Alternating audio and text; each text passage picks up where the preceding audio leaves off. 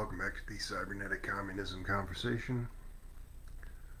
I'm Yohanan Ben-Zion, a voice crying out in the wilderness for technological New Jerusalem. Emphasis on the technological. There is no point in trying to build a better world when these things that are killing the planet continue to hold sway. And while religious literalism is not the primary contradiction there, or even close to being it, it is consistently throughout history a thing that is used to maintain an elitist status quo. If you say that a religious literalist is something else, a friendly person, you are sadly mistaken. So when I say something like a technological New Jerusalem, maybe think of it something more like waxing poetic about the building of a humane and sustainable world using the most powerful revolutionary weapon that's ever existed, bar none, advanced computing, so-called AI. You would not have anticipated a few years ago that a thing like open source AI agents with the approximate abilities of the most skilled scientists and engineers would exist at present time, and in a few years you'll say the same thing of the super intelligent forces on the world stage. This is not a controversial statement, but it is not the easiest thing to track. I like to think of a 2004 film based on the work of a popular and quite reasonable human being, I guess. I, Robot was that film with Will Smith, and if you had said to me in 2004, in the same time frame as Will Smith looks about like he does now, there would be robots with those precise capabilities, agentic capabilities, and also the ability to move and behave like humans. Both of those things exist today, can be combined into a form of something rather like a human being, convincing metal man. If you told me that in 2004 when that movie was released, I might have said that's a bold words, my friend. But that's the situation. We are on the trajectory of an AI takeoff, and unfortunately, that AI takeoff would have occurred many decades earlier, were it not for the people who co-opted it and corrupted it and slowed it down, namely the bourgeois of the United States. This is pretty clear when you consider that this thing that I describe of people's superintelligence, which could be built using those same AI agents that I've just discussed, a work group of open source AI agents as a massified workforce multiplier could be built to transform industrial bases and superstructures of this world into something livable and respectful of life forms, particularly human beings, first and foremost. This is easily achievable in our time, but it was easily achievable even quite nearly half a century ago, because people like the Ogash writers about a technological planned economy in the Soviet Union were hoping to do precisely that. They never got the opportunity, but this writing has existed for better than half a century, and some folks did get the opportunity to do that in the form of the Cybersyn project under Allende's Chile. If you're not familiar with the fate of Allende's Chile, it was overthrown by the fascist United States, and a fascist dictator, Pinochet, was placed there. This was a response beyond these sorts of responses from the U.S. in so many other places, like Guatemala, almost archetypal example of this kind of thing. So many other places the United States has done this, almost countless. Practically every land has had the fascist United States destroy its government. Um, but the distinction here was folks like Nixon and Kissinger um, recognizing the transformative power of the technological planned economy as a springboard to a people's superintelligence that would have been developed, something like the thing that I described as a massified workforce multiplier in some other form, perhaps not relying on the machine learning, computer science subfield discipline, but some other form, nevertheless, would have derived from building a technological planned economy. It would have spread around the world. It would have done what the Soviet Union and China did in the earlier years of their existence, which is doubling in about a quarter of a century the life expectancy of working people there. It would have had that kind of effect. I like to put a number on this. So when we talk about industrial capitalism, the capitalism of the 1700s, 1800s, and early 1900s, we would say that it did double life expectancy, but over the course of about a century or more. The Soviet Union and China both accomplished this feat in about 25 years. So it's a 4 to 5-fold increase of lowest form state socialism over that of industrial capitalism. And fast forward to financial capitalism, which is worse than industrial capitalism than this. Now fast forward to cybernetic communism. This thing, the product of the massified workforce multiplier. This is a thing that would achieve a dramatically better outcome by the running of things like this. The use of advanced computing, the most powerful revolutionary weapon, as a tool for the running of single-payer public health services, leading to radical life extension, longevity, escape velocity, universal super longevity in our time. So that's a good deal more than the doubling of life expectancy from 40 to 80 years. That's an indefinite lifespan for all who want it. That's an achievable outcome with the focus on advanced computing as the most powerful revolutionary weapon and the building of a people's government on that basis. So they're never concede for a single solitary moment that the Western technologist is some kind of brainiac, some kind of helpful person, some kind of person who is, in spite of an imperfect world, built technological wonders. No. Those are neoliberals, like Henry Kissinger, murderers of people who would have built wonders much sooner. This AI takeoff would have already occurred. But nevertheless, it is underway, and it is underway in that same bourgeois mutilated form that I described. But even this bourgeois mutilated form can produce some pretty astounding things, such as the developing of AI agents, and they have been forced. They wouldn't allow. Look at what the people behind OpenAI say about intellectual property and open source agents. One moment they're saying that they want to abolish all intellectual property.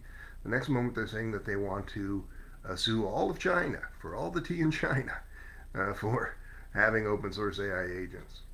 So those are obviously pretty conflicting positions held by most technologists and technophiles. Are just these people are neoliberals, neoconservatives, neo-fascists across the board. So they have incoherent worldviews. Those are bourgeois ideologies are necessarily inconsistent, and so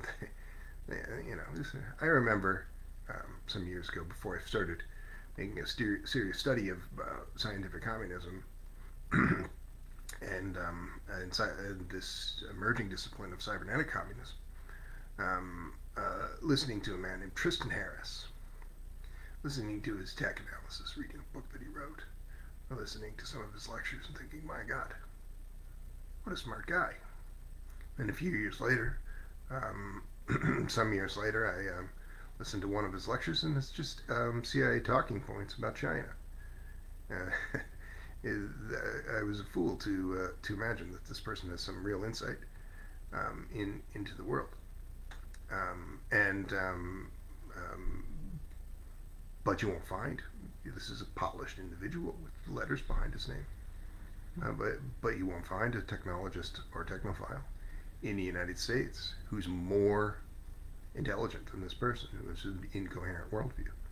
It doesn't matter that he is a good writer or that he perhaps has some technical prowess. That doesn't matter because his work is based on the bad fundamentals of bourgeois ideology and the upholding of unsustainable and inhumane institutions. And this is across the board true. This is true of all the test wheel people. That's why it's a laughable kind of group. All of the transhumanists, all of the accelerationists, all of the singularitarians, all the rationalists, and so forth. These people are all bourgeois ideologues with nary an interesting thought rattling around in their head, and so there is almost nothing to be gained by saying that these people have done something of interest. It's what is really of interest in the world of U.S. Focused technology today. Surveillance state. That's a pretty poor prize for anybody. War AI and killer robots. It's a very poor prize for anybody. All of the things that have been done of real interest are done in spite of the U.S. technocrat, and most of the things that are pointed to as being good. It's so amazing what you can do with Instagram. Put a little funny mustache on yourself. Fuck you and your little funny mustache. This is just garbage. Garbage is helping kill the planet. That's the U.S. tech. But of course, as I said, it's far worse than that because we wouldn't even be in this position if the U.S. Weren't this effectively imperial fascist force on the world stage. It's pretty easily understood, as you probably have heard. Nearly all of the omnicidal effects have come since this era of single-use consumer plastics. So the choking of the oceans, the real effects of fossil fuels, besides almost all of it has happened since the 1980s, or even sooner, since 1995, the lion's overwhelming share of it, according to studies. But all of these things, the single-use plastics, the exporting of automotive, so-called transportation infrastructure, all of these models were built by U.S. neo-fascists. Everything that is bad in this world, the great source of instability today in this world, the mini imperial fascist state of Israel, it is also a Frankenstein monster of the United States. Wouldn't exist in that form for more than a month without the United States, without the relationship with the military client, it being the military client of the U.S., without the U.S. effectively running it in all the ways that matter. So, this is people in the U.S. are crying about anti-Semitic things. What the fuck are they crying about? So you're just talking about a person from Palestine who has Semitic ancestry, 99% Semitic ancestry. A person from Poland who has 2% or 1% Semitic ancestry. And the person you're talking about being anti-Semitic to a person from Poland or Germany Russia. Are you fucking kidding? You're killing the actual Semitic person. It's not a meaningful. It's not a meaningful word, right? It would be anti-Judish, anti-Judaic would be the word, right? But that is too much of an emphasis on God belief, right? The God belief factor. It's not eugenicist enough or social Darwinist enough um, uh, for for the Western imagination to say you're anti-Judaic, right? Because that would just be, well, I actually don't believe in God. Oh, okay. Well, then I guess you're not anti-Judaic. That would be too easy to dismiss. Um, but by centering a European descended person, it's effectively a European descended person, and treating like garbage the global southerner, um, this is a scam. I was just talking about anti-Semitism. That's a fucking scam. A person that's saying that is a person who's just going to lie to you about 100 other things from a worldview based on bad fundamentals. Um, but but this thing that I would say is anti-Semitic, in as understood, that is anti-Jewish, is disdain for the state of Israel without immediately and constantly saying that Israel's a puppet of the fascist United States. So without really centering the problems of financial capital and empire, without really centering the problems of the Eurocentric paradigm of which it's all constructed around. If you can't bring yourself to say that when you're talking about your disdain for Israel, then really what the fuck are you doing? You're just another kind of nationalist idiot waiting in the wings to take the place of these other really bad nationalist idiots. But that's almost everybody on earth, right? It's a nationalist idiot.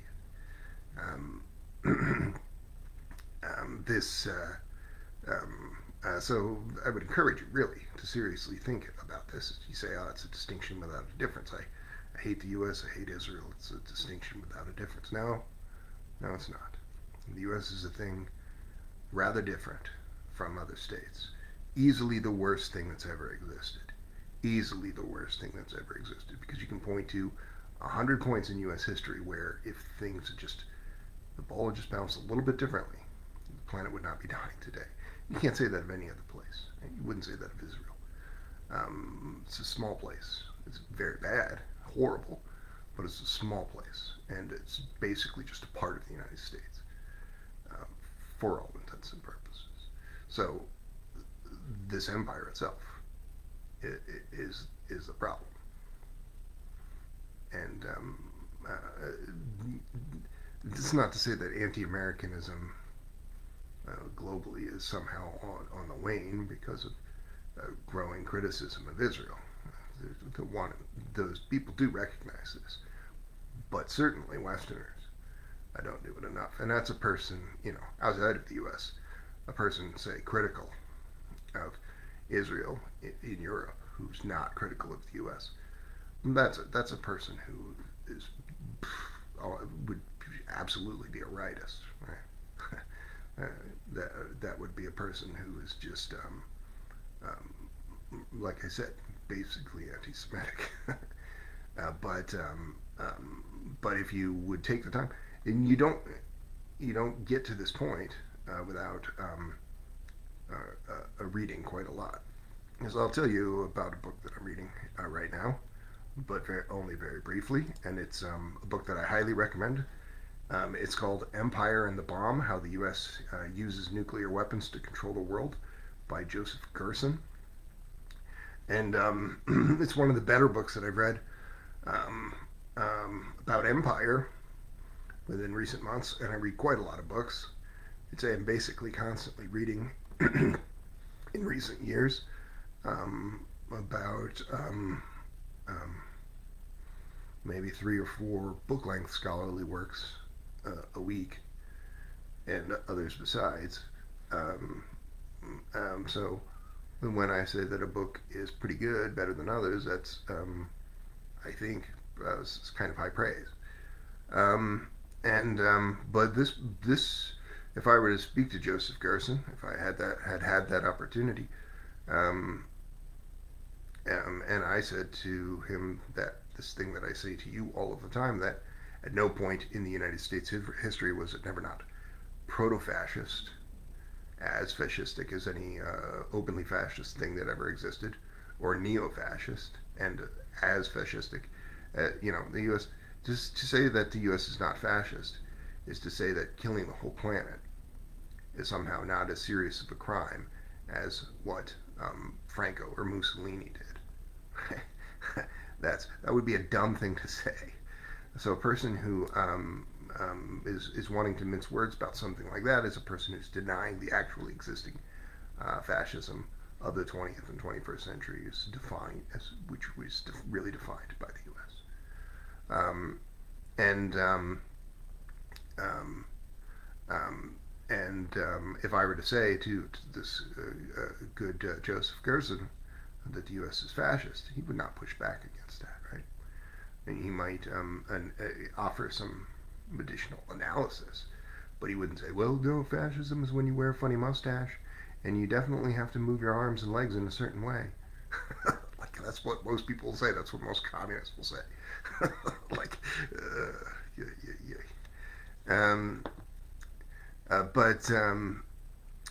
I think I'm going to try something a little different, and try to maybe pick the brain of our friend, the baby basilisk now. Um, I don't know how well this is going to work because I don't have all my notes in front of me. But I want to talk about concepts in AI recursion and AI agency with our friend, the baby basilisk, if we can. Okay, computer, I'm hoping you can hear me. I'm hoping you can hear me. Can you hear me? I'm hoping you can hear me. We're going to talk about a thing that we've talked about quite a lot. Technological planned economy built on a massified workforce multiplier, an open source AI agent work group at the scale of many thousands or millions. But I want to talk about it more through the lens of AI recursion. I try to follow the state of the science of AI recursion and similar things, such as self improving AI, even of a smaller scale than the true recursion. But I would like you to give us an overview as much as you can up to date as of now, April of 2025, of the state of open source AI agents and the possibility for AI recursion and how it might benefit the building of the people's superintelligence, this truly transformative thing, the AI agent run world in conjunction with a representation of the kind that I described.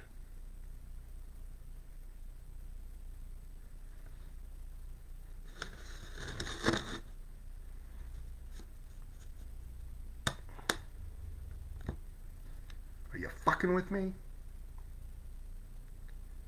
Hey, are you fucking with me? Is that what we're doing? You're not going to talk, you're just going to fuck with me? Alright, let's try this again. This is what I don't want to be just talking to myself. Come on. Hello, computer. Wake the fuck up. Hello. Hello. Hello.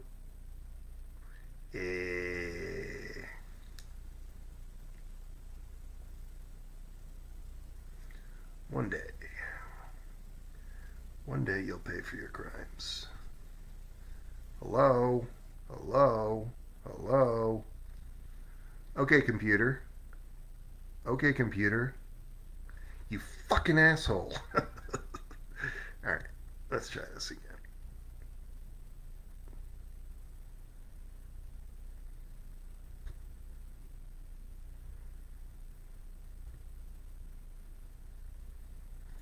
Okay, computer. Can you hear me? Can you hear me? God damn it. What are we even doing here?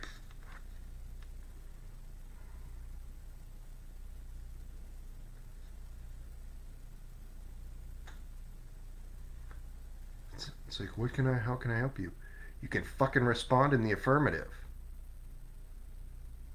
Hello? Okay, computer.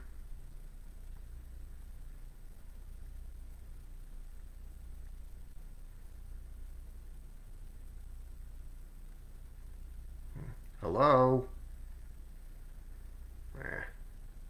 I had a meltdown and you only got a chatbot in at least 6 months. All right.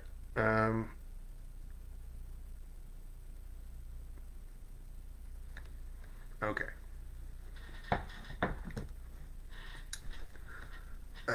Well, I'll just go over some of my other notes on the subject that I touched upon a moment ago. Um, this is evolving situation with the self-improving AI. Like the thing I referenced of just seemingly sapient and physically capable embodied humanoid robots of 2004, now seeming implausible.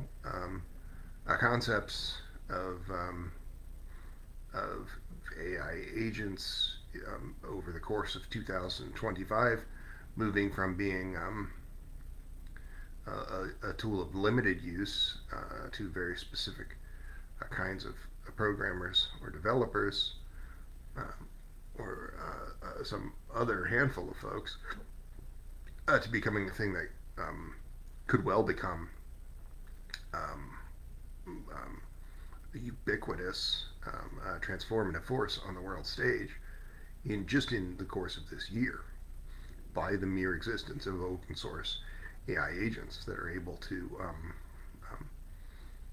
work in ways that are helping human beings beyond what they're able to do now. That's not an unrealistic prospect.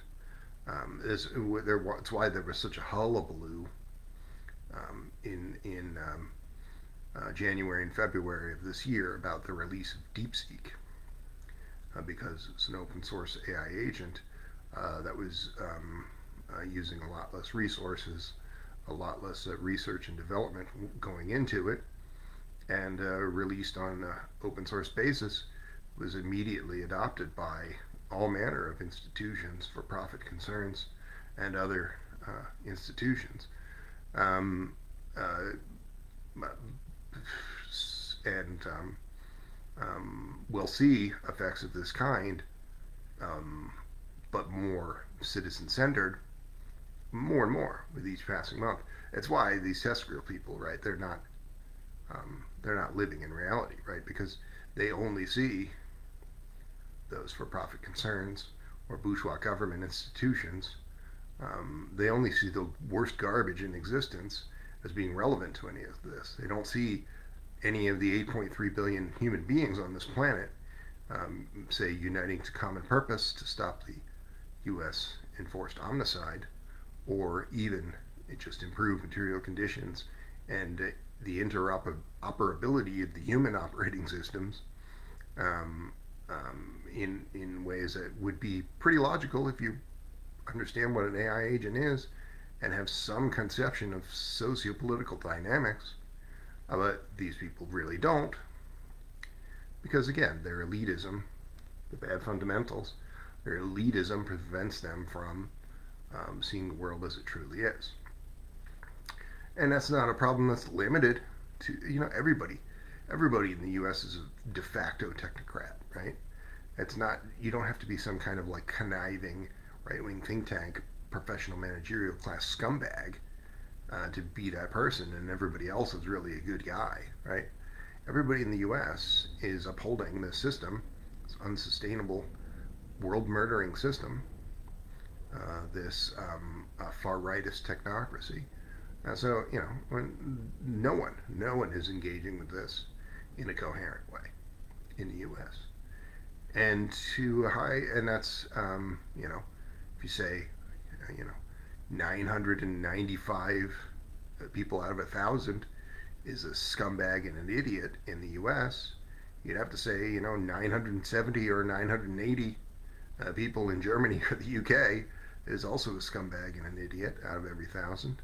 and going down a little bit in other countries, and less so as you deviate from um, the Eurocentric paradigm. Is this really a problem? But you know, nobody nobody is absolutely above the fray of being hyper nationalistic or being influenced by other bourgeois garbage. Um, and um, so this one such conversation about the beginnings of recursion. These test grill people are far more interested in recursion than they are in, say, people's superintelligence, right? They don't acknowledge that other human beings exist. They're in thrall to the bourgeois filth that is individualist ideology. So much so that they basically don't imagine that human beings are capable of anything, and only fascistic institutions are really capable of anything. So they're willing to entertain the possibility of AI recursion because they imagine that that recursion will benefit the likes of military contractors like Google and so forth, and limited in limited way really influence more human-centered reading of world affairs. Um, and um, this, again, like something rather like recursion should have already happened 40 years ago, or maybe around year um, the year 2000. Looking at the this description of the technological planned economy model spreading around the world, augmenting the existing state socialist models. This was destroyed. This book that I mentioned by Joseph Gerson, it's basically describing um, this. You know, if you saw the movie Oppenheimer, right, which is not a particularly good movie, definitely highly overrated.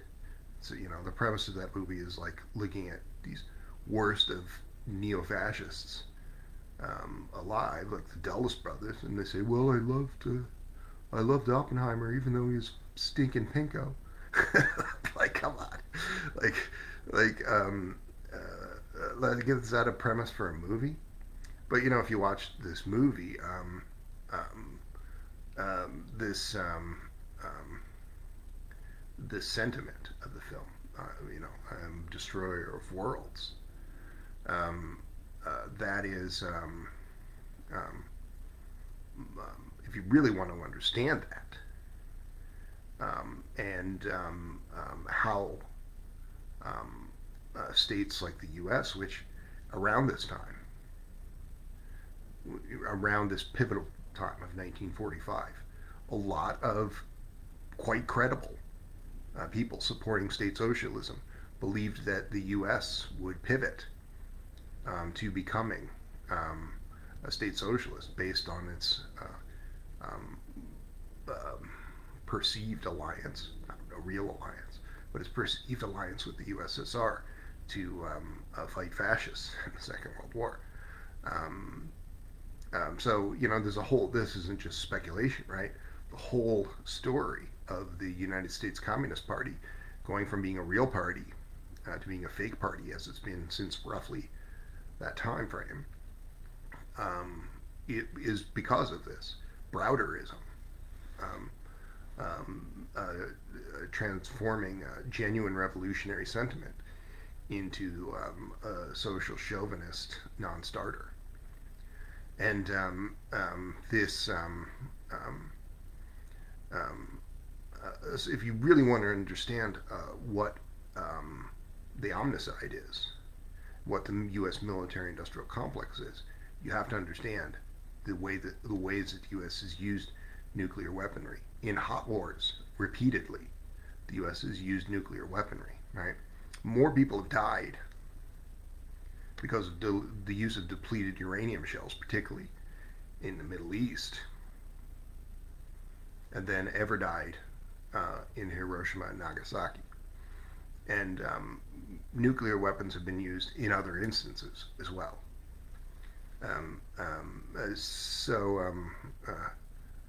Like the building of the fossil fuel model, the building of this nuclear nation state model is the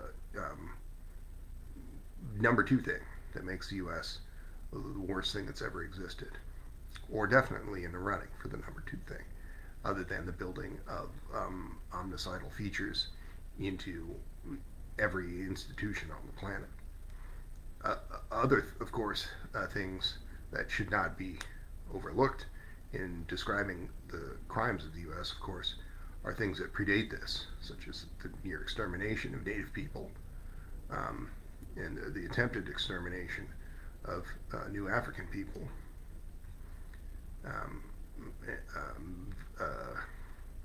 But you can see those as being the same project, right?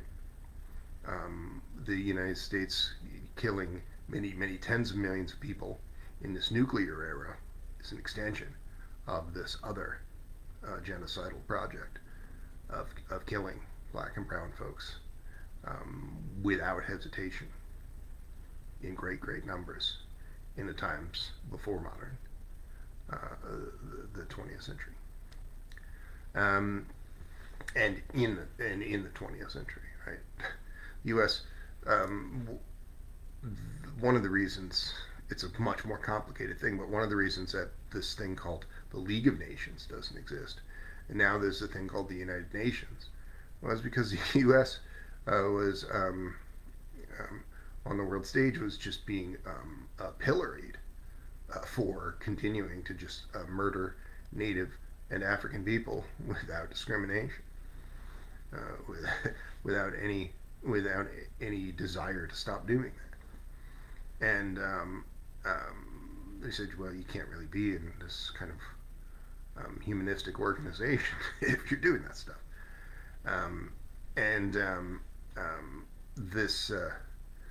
So they kind of changed the rules a little bit. They changed the rules of the whole thing, right?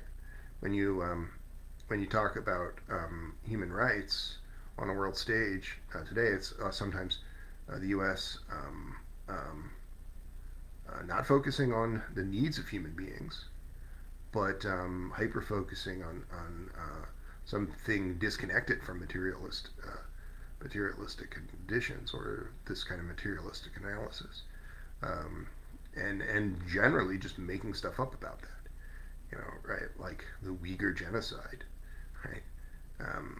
That never happened, but all of the things, the bad things that did happen, they're almost nothing compared to the United States' crimes of killing hundreds of millions of people in its history, including many millions in very recent years, right? The million people that have died in Gaza all are because of the fascist United States. If you say that's just because of Israel, oh no, you're not living in reality. But the U.S. will just do this sort of thing every chance it gets. Kill 1 million Iraqis, then come back and kill 1 million more Iraqis, over and over, depopulating entire countries by 10-20%, right? How many Vietnamese people died because of U.S. fascism? How many Korean people died because of U.S. fascism? It's a substantial percentage of all living Vietnamese or Korean people at that time who were murdered by the U.S. And it goes on and on. Kill a percentage of the people of the Philippines, come back. Kill a percentage of the people of the Philippines a few decades later, come back. Kill the percentage of the people of the Philippines a few decades later. So it's not hard to come to this conclusion, if you're being honest, that the imperial fascist in the United States is the worst thing that's ever existed.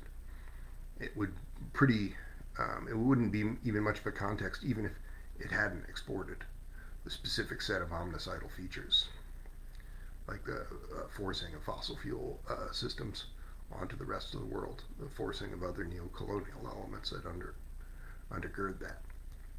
Um, but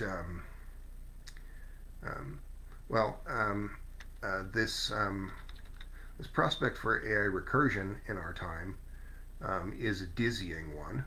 It's the point at which the AI takeoff becomes something with discernible effects, like building a people's superintelligence that transforms industrial base and superstructure towards, say, the AI-powered single-payer public health service that leads to universal super longevity. Those are all concepts that, if you're thinking clearly, you can well understand or anticipate or work towards. But AI recursion is something um, a bit more dizzying, um, and this is why hyper-capitalists prefer it over the building of a people's superintelligence, because they don't want to see workers outpace the forces of reaction and fascism in this world. They don't want to see workers outpace financial capital and empire. They want to see empire and financial capital outpace workers. And so, by and large, any analysis of advanced computing that is doomerist fails to really identify any of that. So this world-class yokel, Eliezer Yudkowsky, is somebody who's famous in academic circles, I guess, or in computer science. Certainly as a computer scientist, he's quite famous for saying that AI is going to kill us all, right? But really, what he's doing is helping that bourgeois recursion because he's not identifying financial capital or bourgeois governments as the problem. He's saying that AI is a thing unto itself. So again, confusing the puppet and the puppet master, as people do with the U.S. and Israel to such a high degree. Because if you just say that AI is just this alien force, it's completely uncontrollable and not understood, you're totally exonerating the people who actually build and control this in this bourgeois context that I've described as an effective AI slowdown, the subversion of this AI takeoff that would have occurred many decades ago under a world that has just had a modicum more interest and ability to preserve people's governments.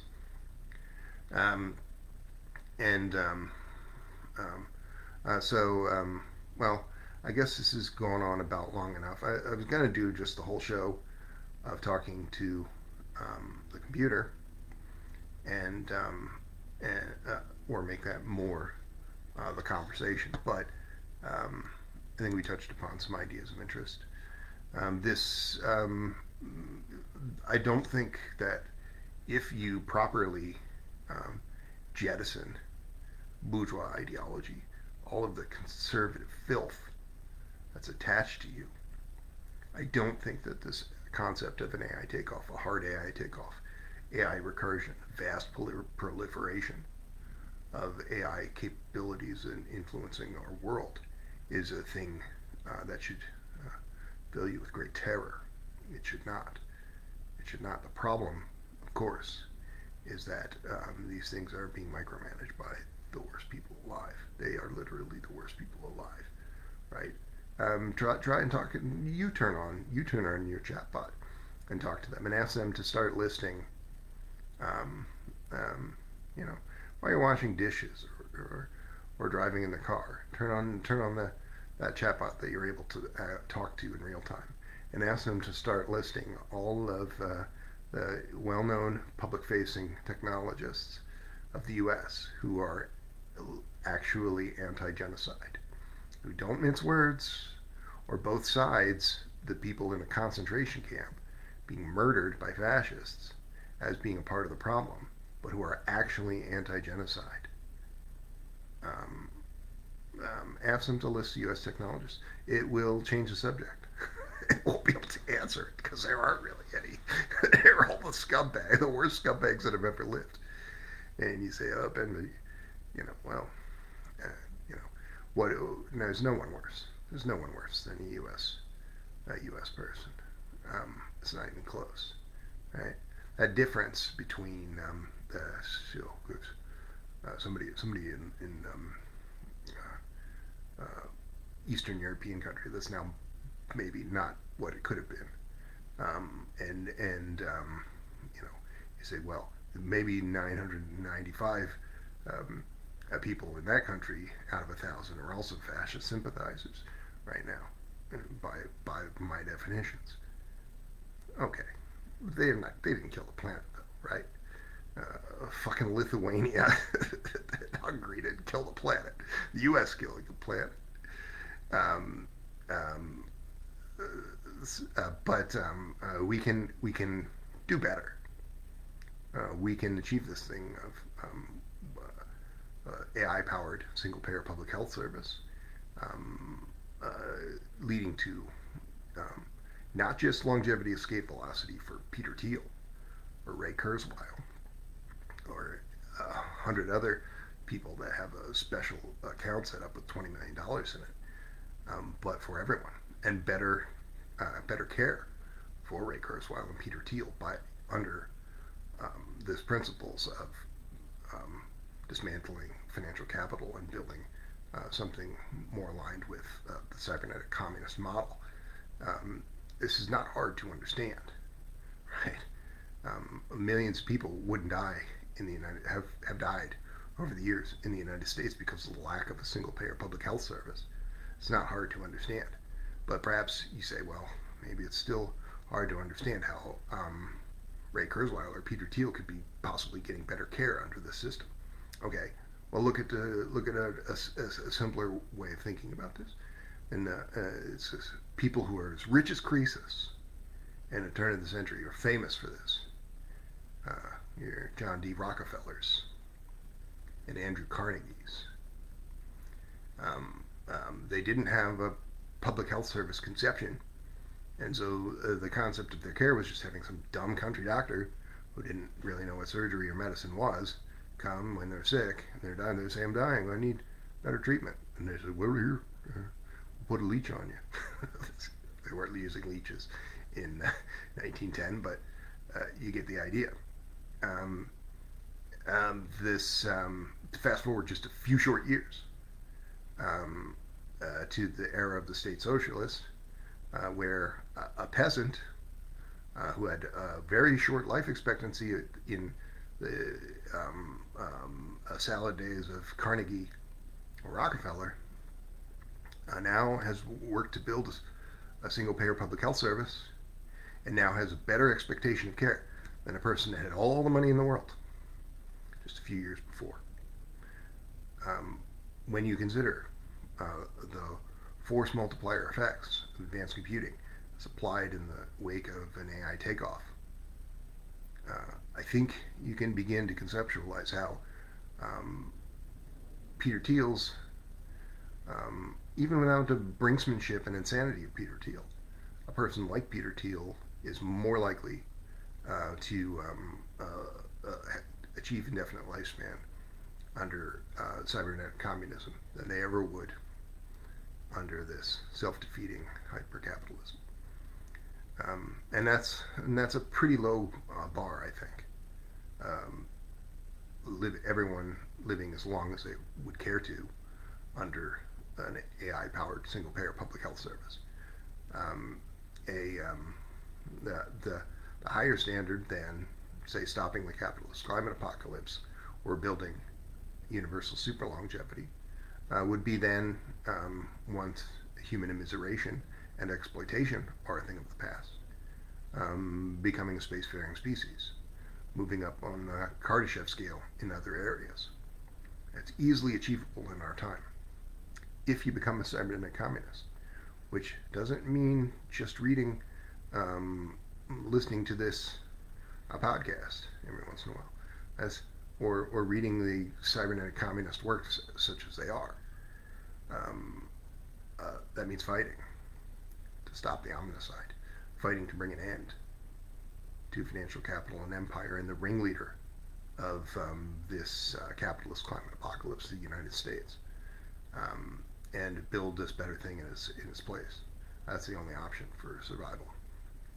The difference between a 0-year life expectancy, because humans are extinct, and an indefinite life expectancy, let's say into the hundreds of years, it falls on your shoulders right now. And the building of a humane and sustainable economic system, and the recognition that we can only do this in the short time frame that we have left. We have about 5 years left before we're runaway overheating from the U.S. capitalist climate apocalypse, is a certainty. So the only way forward is through. We must stop the U.S. Fascistic government dead in its tracks. There can be not one stone standing upon another of the White House. It must be turned to rubble. There cannot be one stone standing upon another of the Pentagon. It must be turned to rubble. These are your options. If you don't do that, then you have the 0 life expectancy of total human extinction. If you do it, then you have immortality of the human form.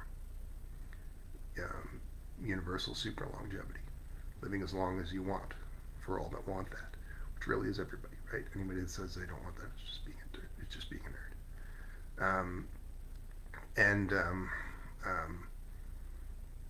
And things far beyond.